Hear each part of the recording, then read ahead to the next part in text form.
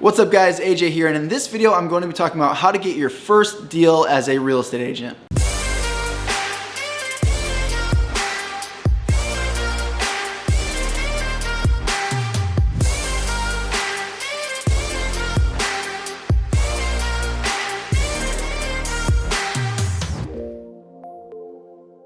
Now there's tons of different ways to generate business as a real estate agent, but what I want you to be focusing on and what I'm going to teach you in this video are the ways that are the quickest and the cheapest to get your first deal. Because what I found is most new agents, well, they don't have a lot of money to spend on marketing and they need it closing fast because they don't have any other under contracts, pendings. So they're looking to go from A to B, B being the closing, as fast as possible. So if we're focused on the seller side, that's where I'd like to start. I think every agent should be more focused on becoming a listing agent than a buyer agent. So let's start there. As a listing agent and a new agent, you can get started with very little or no money with expired listings and for sale by owners. Think about expired listings for a second. They actually raised their hand, said, hey, I want to sell, listed their homes on the market, and it failed to sell. And then you're able to call them the day it comes off the market and see if they're looking to hire a new agent to get their home sold. So that's a seller that's motivated to sell. They're ready to sell right now. And for like 150 bucks, 100 bucks, you can get that information for those sellers delivered right to your system using a service like RedX every single month. So that's pretty cool. Same thing with for sale by owners. They put their hand up and said, hey, we're looking to sell our house. No, we don't want to use an agent right now. However, we do want to sell our house. Think about it, guys. Why are you going to prospect for any other sellers aside from ones that you know want to sell right now? For sale by owners, we know because NAR has done the studies, the National Association of Realtors, that most for sale by owners will end up listing their home with an agent. Most fail to sell on their own. So that gives you a massive opportunity.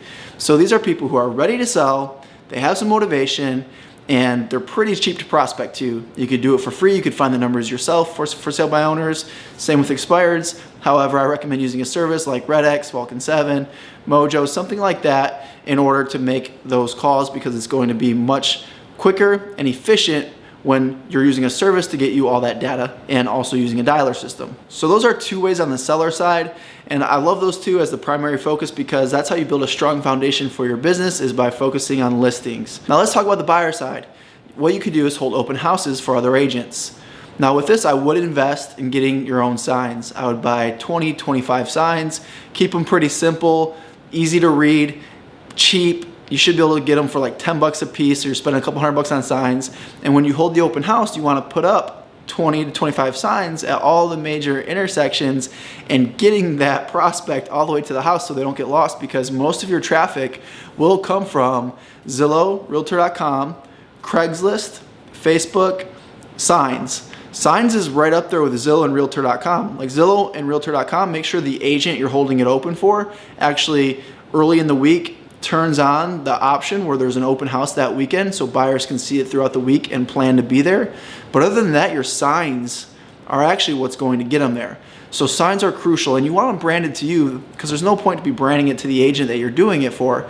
If you're absolutely broke, then sell something at your house and buy some signs, because I promise you have something laying around your house worth $200 that you can sell to get some signs made. Open houses are pretty cool because buyers are actually coming into the home to see it. So they're driving around that weekend, they're looking at houses, they see your open house, they pop in. Some are already going to have agents, that's okay, but there's some that won't have an agent.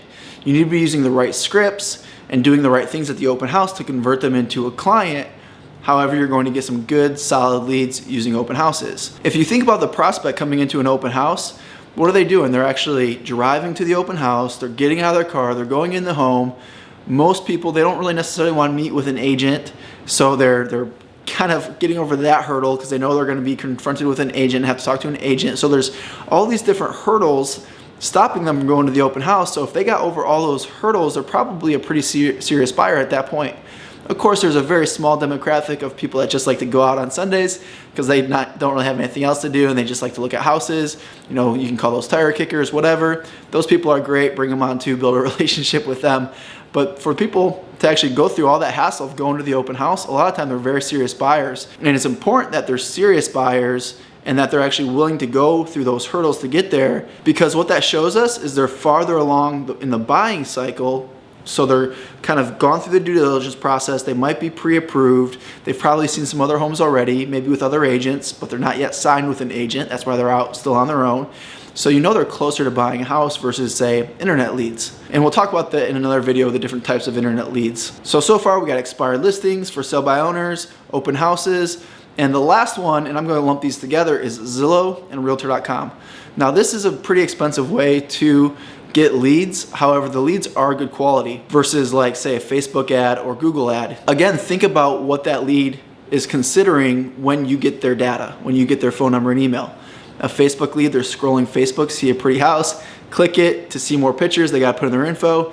They're just looking at Facebook and now they're looking at a house that they think is nice. They're not really necessarily looking to buy it. They might be thinking about it years out, months out, but they're not that strong. Same with Google ads. Google ads are a little bit better because they're probably typing in homes for sale in Charlotte as an example, but Zillow and realtor.com, they're actually inquiring specifically on that one property. So they're closer again to the buying process. They're farther along in the buying cycle. So that's a really good high quality lead. Typically what you can expect with Zillow, for example, as in terms of conversion rates, if you get 15 leads, you get a closing. And in many markets, especially the markets that are either at the median or a little bit above, the average lead can run around $200. So $200 times 15, well, that's $3,000. Let's say the average commission in that area is $9,000.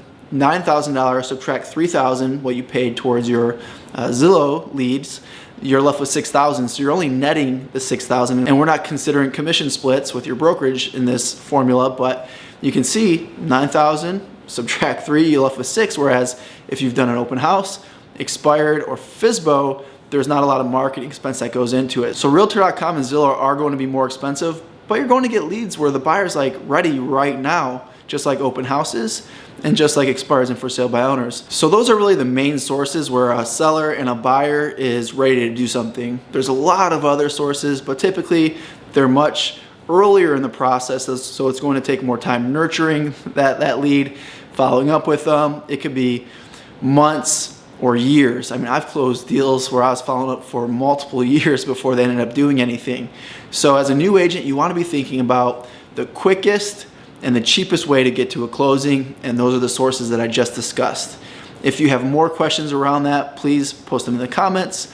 I also have a free mini course in the description that you can check out on how to do seller prospecting. That might be helpful to you. And if you found value in this, as always, please like and subscribe to the channel. That really helps because there are agents like you out there searching for this type of information. And if you're getting value, they probably will too. So let's help some agents together. All right, we'll see you guys in the next one. Appreciate you being here. Appreciate your time, your attention, and go out there and crush it today.